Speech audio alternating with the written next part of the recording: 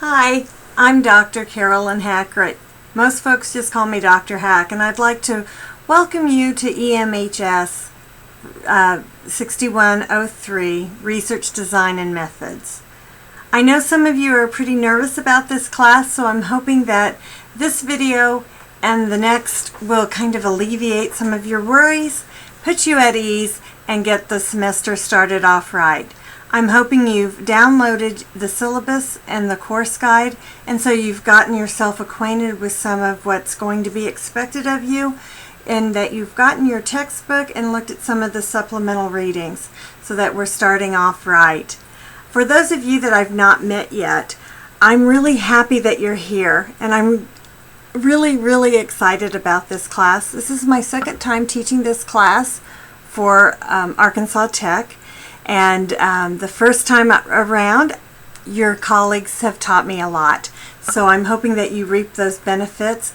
They seem to have enjoyed the class a lot, and they were very productive. And they gave a lot of feedback that I've incorporated. They gave you a lot of tips. So I'm hoping that you're going to take advantage of their guinea pighood. This is not the first time I've taught the class, however. I've taught it more than once. And the feedback's pretty consistent through all of the different groups of students that I've talked with. I know that some of you may have very limited familiarity with the research projects or the process itself, and so I'm not expecting you to have years and years and years of writing major research projects. I'm not going to hold you to that standard. We're going to learn together, and you're going to learn from each other as well as from me. This is going to be a gentle research course. This is not a statistics course. I am not going to ask you to perform regression or an ANOVA or to even know what I'm talking about at this point. I'm not going to ask you to create a qualitative interview guide or anything like that. We may talk a bit about methods. I'm going to have you think about what kind of method you will use to answer a research question of your choice in a topic area of your choice, but we're not going to dive deep into data analysis and instrument design.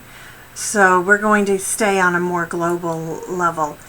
I'd like to clarify a little bit about my background and let you know a little bit about who I am and why I teach this course and why I absolutely love this course, and I think this is the absolute most important foundational piece of a master's program. And so I'm honored that I get to teach you in your very first semester or second semester of your master's program, and I'm hoping that you get a lot out of it. On a personal level, most folks who meet me are pretty shocked when I tell them that I'm a professor. Most folks have this picture of professors as being, tied to a desk and quiet. And anyone who knows me knows that quiet doesn't describe me very well. I have been a professor for decades. I have been at a university since, the mid-'80s.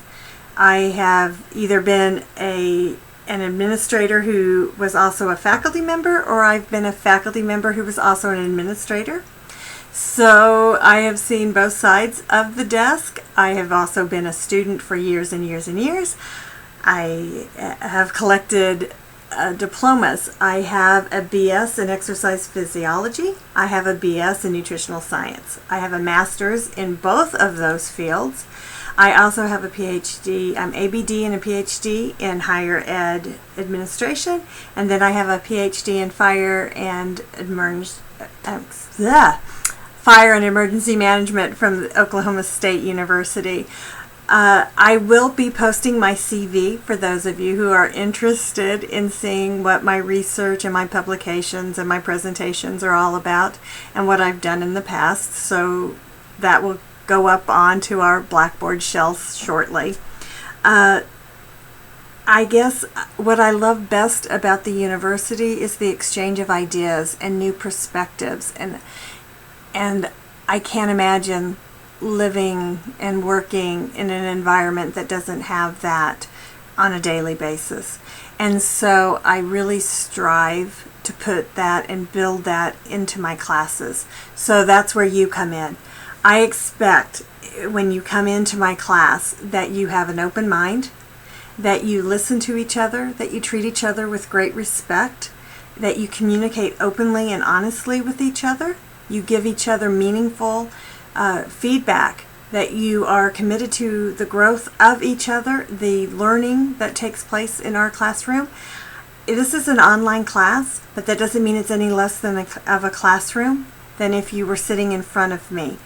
I know you get a lot of lip service about that. I want to let you know that I used to teach how to teach an online course, and so I take it very seriously. And if something's not working for you, I want that feedback.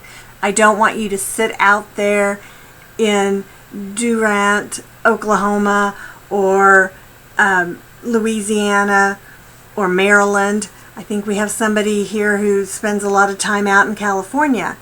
I know we have somebody in Michigan. I don't want you to sit up there and be frustrated and have something not working for you and don't let me know about it. If there's something I can do to change, to make it work better for you, to facilitate better communication, to give you better peer-to-peer exchange, I want to do that for you. I am still learning Blackboard. I come from a background where we used a different learning platform. That doesn't mean that I can't figure out how to get there. It just means I may have to call in tech services. Tech services here at ATU are amazing. Do not hesitate to call them if there's a problem from your end. They never make you feel like an idiot. If there's anybody that they should be able to make feel like an idiot, it's me, and they never have. And my first semester here, I probably called them every day for 3 straight weeks, and they put up with me, and I haven't heard anyone say that they said bad things about me. So don't think twice about picking up that phone and giving them a call.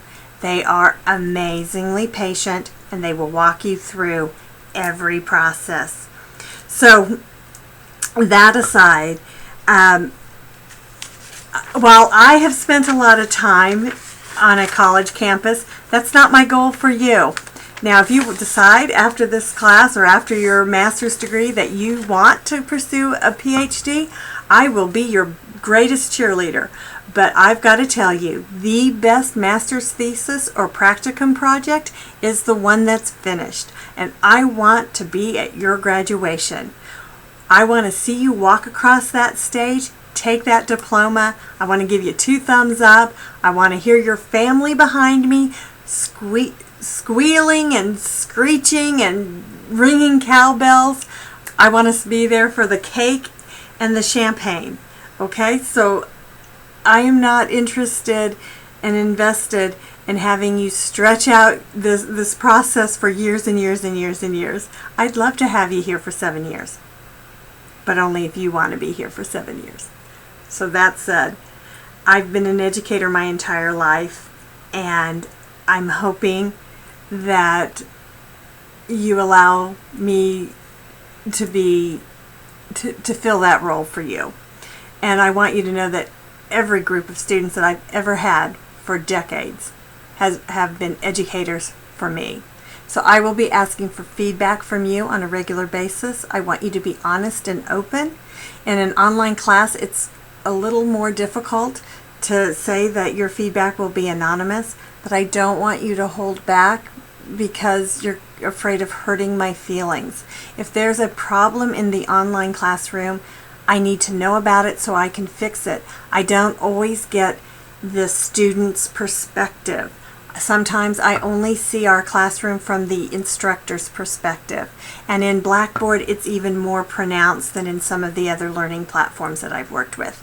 So please, when I ask you, how are things going? I want to hear from you. How are things going? I've had my share of being the first or the only person around a table or at a certain experience, so I'm a little sensitive to diversity and inclusion issues, so I want you to hear me say what I'm going to say next. I want everyone in my classroom, whether it be online or face-to-face, to know that you are important and your contribution should be honored, and you will be treated with respect by everyone else in that classroom. So in order to guarantee that, I want you all to understand that we will treat each other with that respect and we will honor each other's contributions. And so rude and disrespectful behavior, foul communication will not be tolerated. It will be addressed. If that is going on and I am not witness to it and I am informed of it, I will address it. If you are being harassed or discriminated against in any form or fashion and you tell me about it, I want you to know that in Arkansas there is a law on the books where I am a mandatory reporter. This is new. I have not had this in any of the other states, so I want to clarify what that means to any of you that may not be in Arkansas. What that means is if you're being harassed or discriminated against and you report it to me, I must report it to the Title IX coordinator. That does not mean that we open up a criminal investigation or anything. Nothing is automatic, but what it does mean is that you may be contacted by the Title IX coordinator, who will make sure that you have access to any resources that you may need, and she may do further investigation. That's all that means. It does not mean that I pick up the phone and call the police or do anything like that. So just know that I do want to know if that is going on and that it will be addressed. I was the first female who was on a Division I NCAA men's football coaching staff. My very first professional job was at Kansas State University. I was on Coach Bill Snyder's football coaching staff. So when I say I understand what it's like to be the first or the only in a room, I can draw on that. So I was also in a lot of other rooms and in situations where I guess you had to overcome certain barriers where you weren't supposed to be able to do what you were doing. I understand some of the challenges that some of you may be facing when you're trying to balance family and school and full-time work. I worked on my master's degree with 2 children and working a full-time job and working full-time in a rats lab, and we can talk about that. I remember having 600 rats, running rats on a treadmill for hours upon hours upon hours while having a child in a papoose pack on my front and having a 4-year-old child helping me weigh rat food. So I do understand trying to balance family and demands of school and demands of work. So you have all of my empathy on that too. So if you are running into those balance problems and you need a little bit of encouragement, or you need some strategies, please reach out to me and I will listen, and we can work through anything. I want you to know that I didn't do it alone. I did have that support system, and you need a support system as you work through your master's degree. It takes a village. It doesn't matter. I was married. I have a wonderful partner. Has been my partner for 32 years. He's amazing, and my children now are grown, but they were all part of me getting every single degree and moving through every single position I've ever held. And they had to. That sounded kind of negative when I said they had to, but I worked hard to integrate them into my life. So I nurture those relationships and do what you can to bring your support people, your village into this process. Include them. Let them see what you're doing. The worst thing is when you have someone who wants to be supportive and they're being kept on the outside. That doesn't come from me. That actually comes from my husband, who explained that to me, because there are times when I was so tired when he would ask me, how are things going? And I just didn't seem to have the energy to explain to him what my day was like. And he said, it's really hard sometimes. I know you're tired, but I want to hear about how your day is. So I know that's not necessarily what you expected to hear from your professor in research design, but I'm hoping that we get to be colleagues as well as professor and student. So please take care of yourself. Practice some self-care. Remember to sleep. Remember to eat. Remember to exercise. And remember to save some time for the people that you love and who love you and will help you take care of you. So it can get hairy sometimes. And we'll talk about why I made this. One of you, and I'm not going to name names, but I have heard from a couple of you who took a look at the syllabus and the tentative schedule, and you were a little overwhelmed, and you went, oh my gosh, there's something every week. Well, that something every week is actually a gift to you from your peers that came before. That schedule will keep you moving forward and will keep you moving through these assignments in doable, manageable pieces. I don't know how many of you have ever written a 100 to 200 page project before. And I'm not just talking about a thesis. I'm talking about a practicum project as well, a creative component with all the research that goes into that. It takes hours and hours to do it right and to do it well. And this is how you eat an elephant, one bite at a time. And it's exciting. It really is. It's not awful. It sounds awful right now to some of you. I'm telling you, it's not. And there will be times when you will get into flow and the writing will just happen, or the reading will just happen. And once you find your topic, once you find that research question, everything else just moves. It really, really, truly does. You're going to have to just trust me on that for right now, but this will not be an overwhelming class. This class will not be the overwhelming class in your career. It will. I will do my best, and it will not be your overwhelming class. It may look like it on paper right now, but it won't be. Just keep up. Don't miss those little markers. Don't put off these assignments. Keep up with the class and you'll do fine. You'll do fine. You'll do better than fine. Last semester, I only had one student who didn't earn an A. It's not easy, but it's so doable, and you earn it. And with all the peer work that we do and the coaching and the educational editing, you can do it. And by far, I'm going to predict right now 98% of you sitting out there rolling your eyes, wishing I would get on with it and move along to the next topic, will earn your A. Because you're going to take things seriously, because you're graduate students now. So I will move on.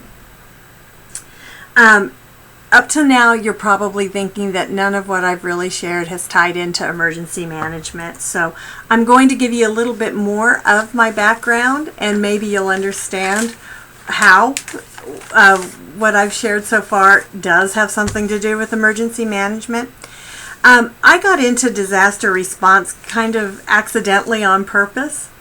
At about the age of 12, I started taking American Red Cross certifications. I mean, you name it, I got it. It was the Middle Ages. I'm pretty old. So I was certified in like first aid and CPR, and I was a good swimmer, so I was a lifeguard, and I taught swimming lessons. I was actually a WSIT. I trained lifeguards, and so as I moved up, that's what I did. That's how I made my money in the summer, right?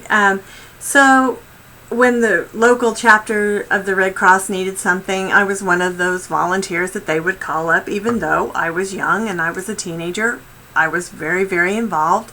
I helped when there was a house fire or something, so I was on the rolls. Well, here's the other little piece of information.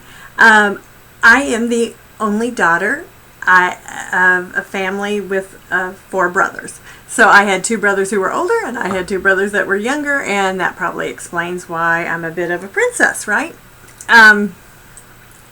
But when I was born, my father named me after my mother. So my mother and I had exactly the same name, and this becomes important in a little while.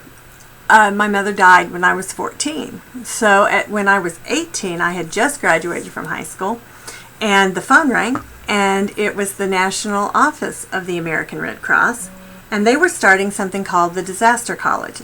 Well, they asked if Carolyn Sherry was there. Well, my mother had been gone for almost 4 years by then, and so when anybody called asking for anybody by that name, of course it meant me. So I, of course, said, yes, you're talking to her. So I got the invitation to attend the very first disaster college. So it was me and a whole slew of retirees from Iowa, Indiana, and Pennsylvania. So you can imagine their shock when this teenager from Kansas showed up. But I completed the training, completed the college, and so I became a disaster response and relief logistics specialist. And I began to go out and be called.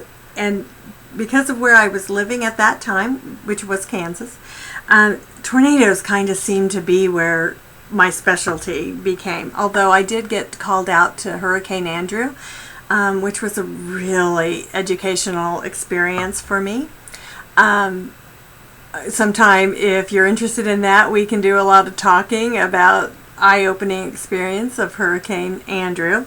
Hurricanes are quite different than other disasters, and as I have responded to other hurricanes later through my life,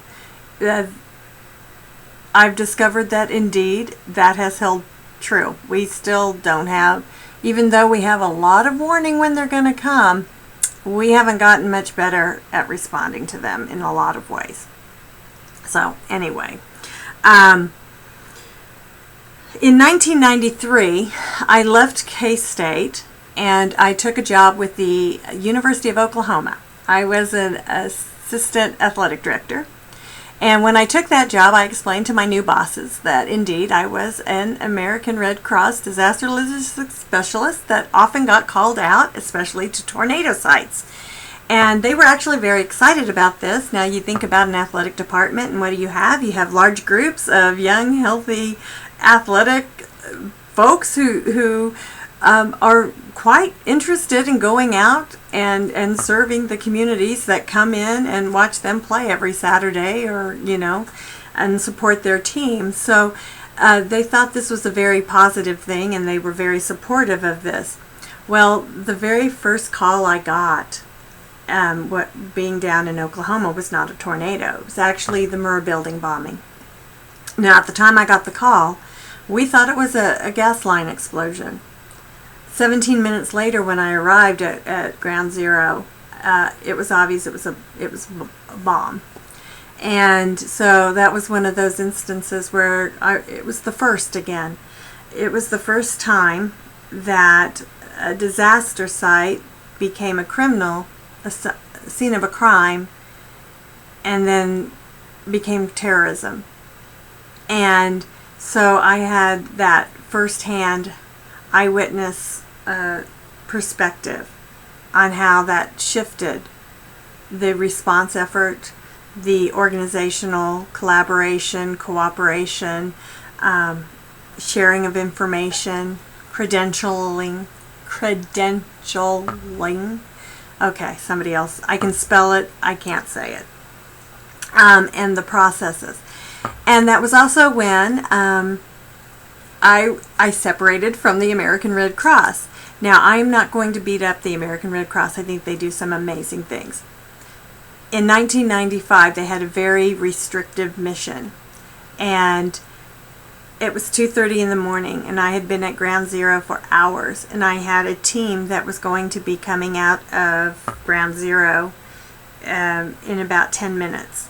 Now, part of my role with the athletic department was that I did all the catering and special events, and I did the sports nutrition and all this. So those of you who know anything about the bombing also know that in the Myriad, which was this big public building, there was a food show going on that day. And so we had the Oklahoma Restaurant Association. So we had all this kitchen equipment and all this food, right? All these food vendors that were there. So I called a couple of the folks that I knew who couldn't respond fast enough. I mean, it was amazing, because people are amazing. And if you read the research, you'll understand why, because there's the altruistic community that Barton created his theory around in 1969, right? Because people can't do enough in those kinds of situations. And we have what's called convergence. Research is awesome. Here's an example. So at midnight, I called some of these folks, and they got in their cars, drove to the Myriad, moved cooking equipment over to Bell 1, gave me anything I wanted, which at this point was frozen hamburger patties, buns, the works. And I was literally 2:30 in the morning flipping hamburgers on a flat grill in Bell 1. And a representative from the American Red Cross came up. She was not a local, and very loudly announced that I could not be doing what I was doing because American Red Cross assets could only be used in support of survivors. I could not feed responders. So I explained to her that these were not Red Cross assets, that these were personal assets that I had not donated to the American Red Cross. But I was wearing a Red Cross credential, and so she explained to me, in no uncertain terms, that I was a Red Cross asset. And unbeknownst to either one of us, the governor of Oklahoma was standing on the other side of this column with his team, and he heard every word. And he sent a member of his team over who interceded and asked for my Red Cross credential. I handed it to him. I thought I was toast. I mean, here's this big man, and I'm thinking, I'm going to jail. I don't know where I'm going, but this is not good. I mean, he was a G-man, right?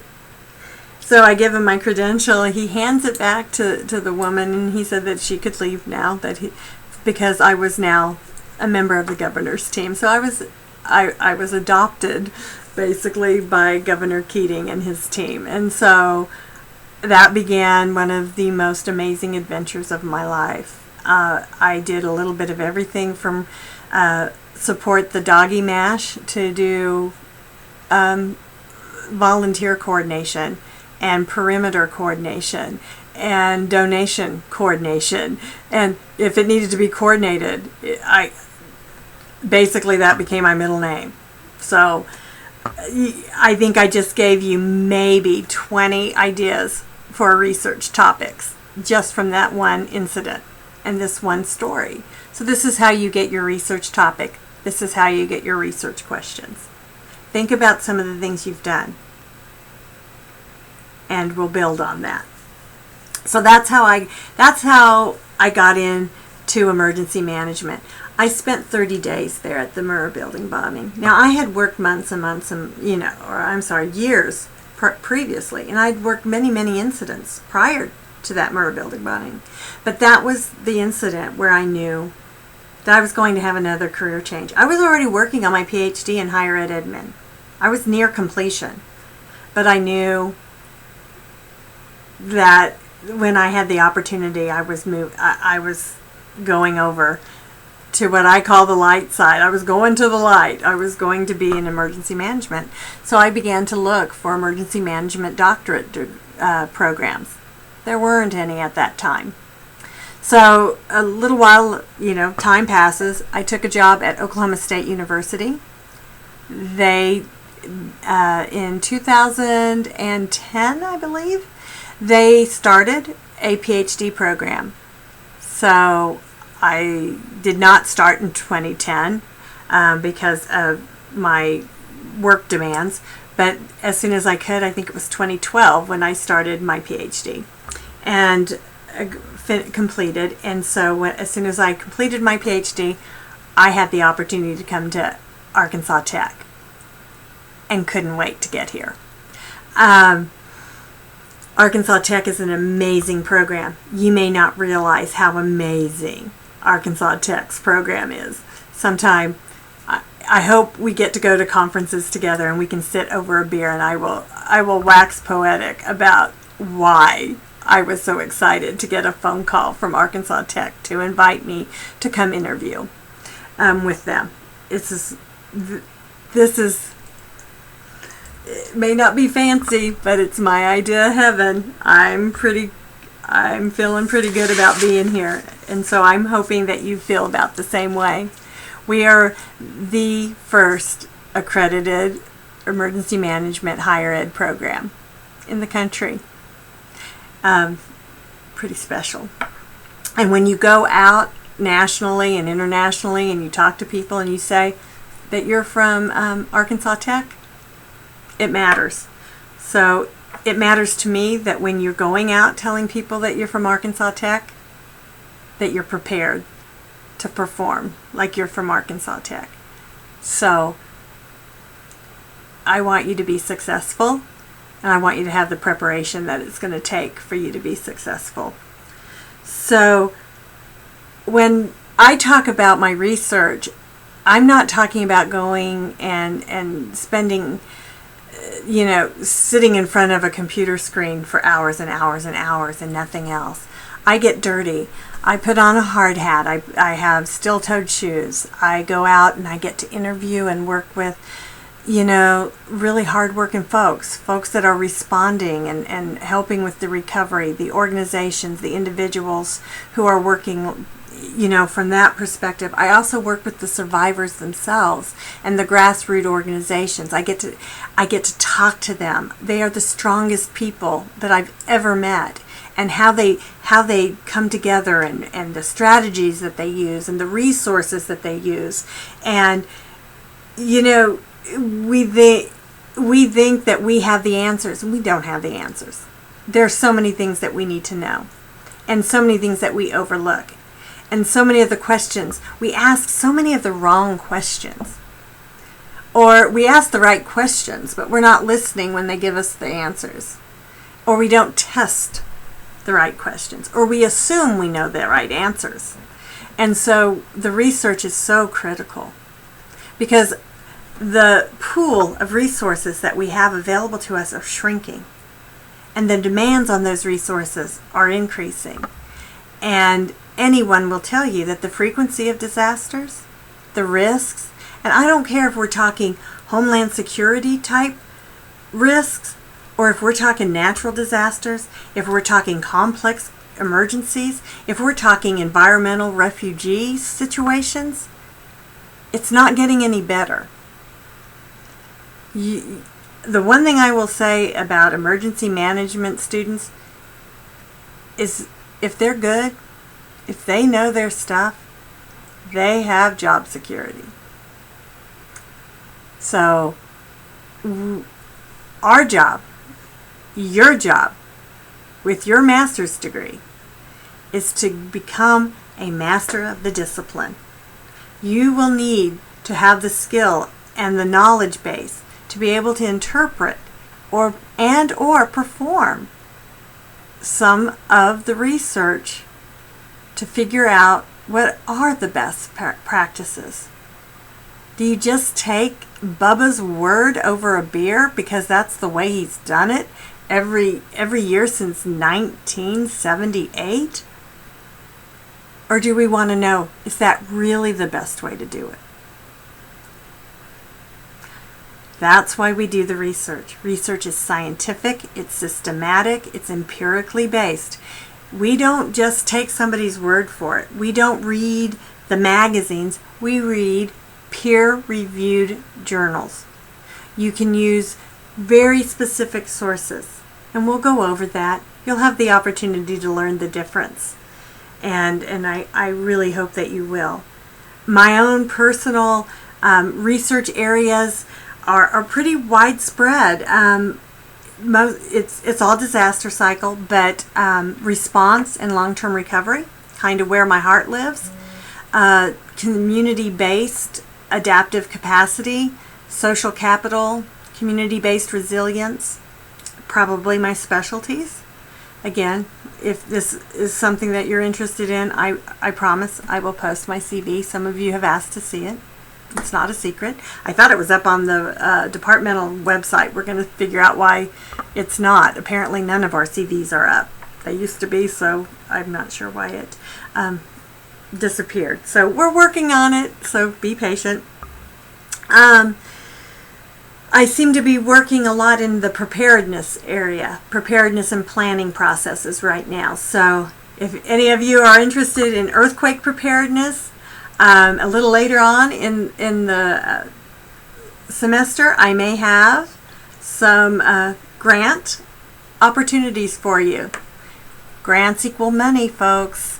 So if that's something that you might be interested in, and you might be interested in being a research assistant on a couple of research projects dealing with preparedness, let me know. I've got a couple of grants out there being reviewed and hoping to be funded. We'll see what happens. Two of my funding bodies had some money pulled back out, so I don't know how that's going to work. So keeping my fingers crossed. I'll keep you posted. So why did I just spend this much time talking with you?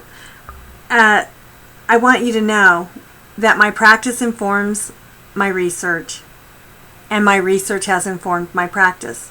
I'm a much better practitioner doing my research, and I'm a much better researcher having my practitioner background.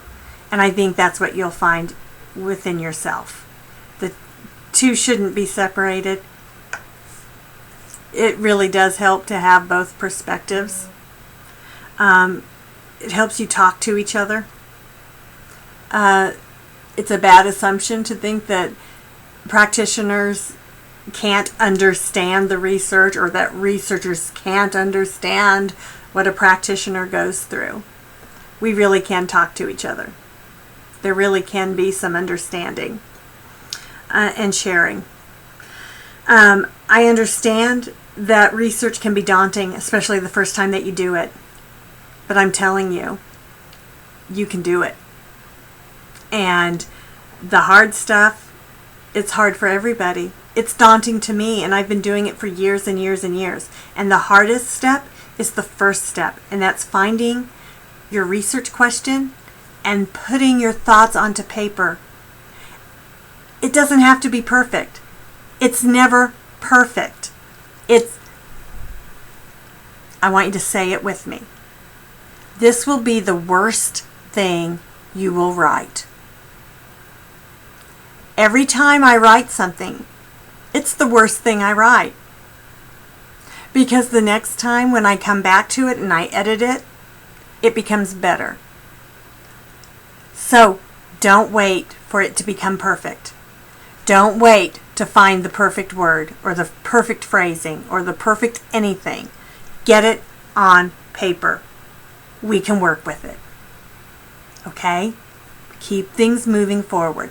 The best thesis is the finished thesis.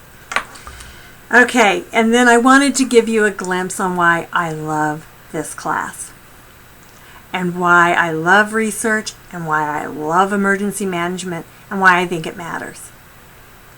And I will give you other videos. We will continue to do this. I want to make contact with you. I don't want to just be somebody behind a keyboard. We will have a classroom. We will Skype. We will talk. We will exchange ideas.